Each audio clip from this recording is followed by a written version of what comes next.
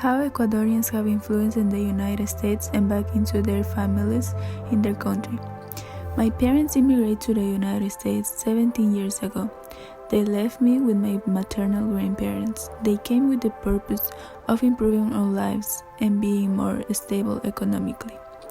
Most of half of their life, they live here. They get used to it and they bring me with them after 14 years. Through the time I have been here, I have noticed many things that not only my parents have done, but most of the Ecuadorians that I meet here have made an impact and improved themselves.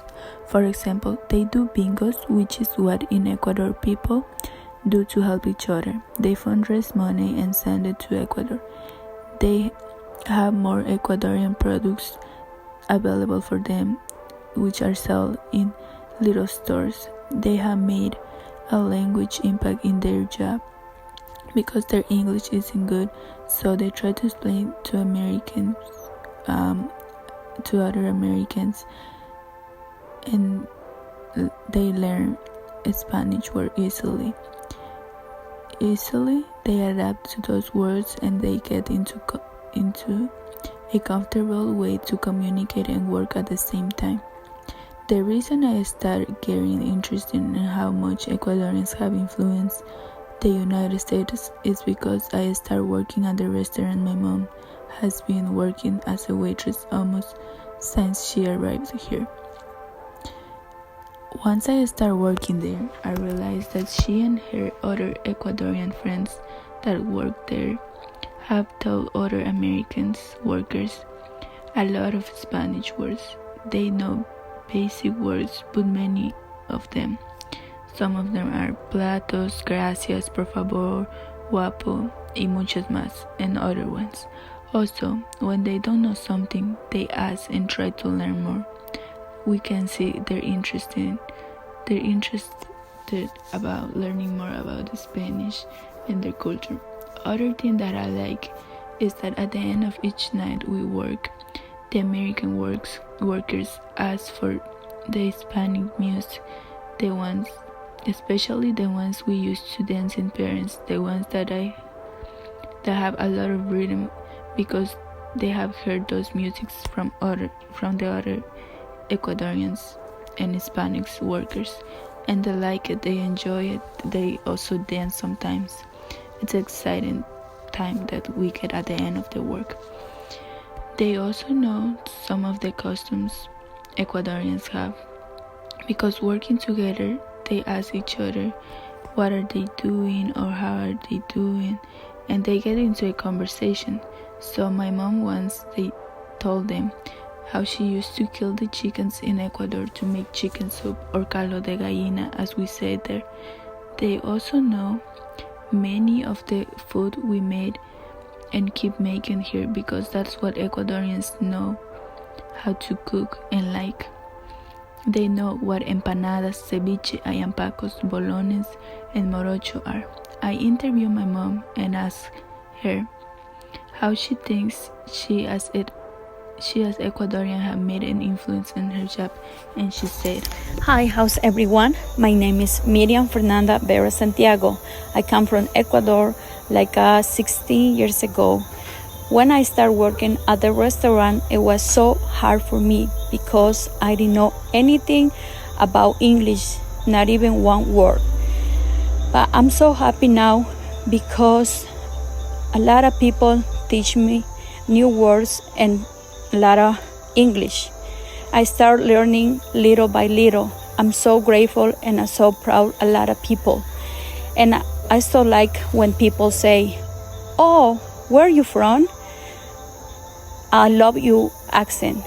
Oh, I love it when people say, "Oh, I'm from Ecuador," or Ecuadorian. They're so happy when I say that. I love it. So sometimes with my friends at the restaurant, we talked about stories about my culture, something like about food. Like they always ask me, what's the best food over there? I say, oh, we like to make rice and chicken. It's a delicious arroz con pollo. So They like to ask me if I can make it or give it to the recipe. I say, sure, I like arroz con pollo. Sometimes they ask me, what about how's the weather? Oh, yes, the weather, it's beautiful, like a caliente, that means hot. They're so happy when I say some words like that, or like a spicy, like means, oh, mucho picante. Imagine if only my mom and 3 more Ecuadorians influenced their job partners. How many more Ecuadorian influence is around the US? That's why I researched how many Ecuadorians are living in the United States.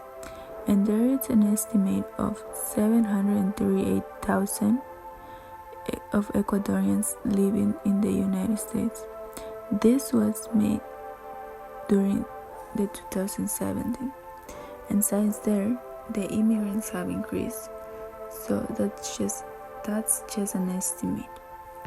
As I was saying, imagine that only half of them had influence in their work. That is a big number, so Ecuadorian culture and custom have been spread around a lot. Now, let's start thinking about how the Ecuadorians that are here have impact on their family, who is in Ecuador. There are many people that go back to their country after some years of hard work to have a calm life after all the work they done. So I interviewed my mom's aunt who lived here for about 7 years and then went back to Ecuador. Now she lives there. She made a humble house and went to live in Ecuador with her family. She was welcoming and everyone was curious and wanted to know more about the US and verify if she went with money. For the fact that she built her house in Ecuador and she has a car. That's why they think she has money, because in Ecuador, especially in the town my family is from, having a car it's a object of luxury or lujuria. As she started getting close to the family and spending time together, she took some ideas from here to Ecuador. For example, making guacamole, eating pizza more than they usually do, having some home appliances like a grill, a hair drying machine, and other tools that people in Ecuador is not used to see. Once the other members of the family saw that they had those tools and made things easier for them, they also wanted. So, as they asked the other family members that are here, if they can send those items for them too. Many of them do this because they came here with the purpose of improving their families and their own lives. My mom aunt also had a daughter, and they used to say some words in English, like "we did it." Nobody knew what that means until they heard from her. I also asked her how she felt when she first arrived and how she thought she had taken some difference from the US to Ecuador. She said that everyone was kind to her and her family, but the first few days she was staying at someone else's house until her house was all done. They used to wake up early every day, even if they didn't have to go to school or work. While here in the US, she used to sleep a little bit more when she had a day off.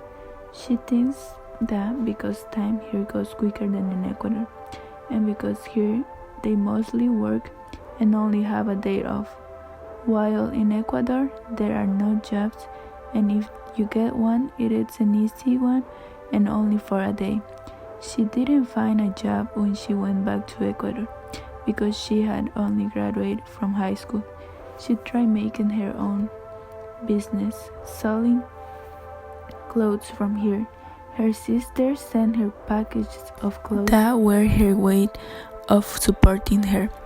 It went well, but then it became harder for Ecuadorians to send packages to their family in Ecuador, so they stopped their business, and now she stays at home taking care of her family, sowing fruits, vegetables, and raising chickens. That is the way of sustain her family.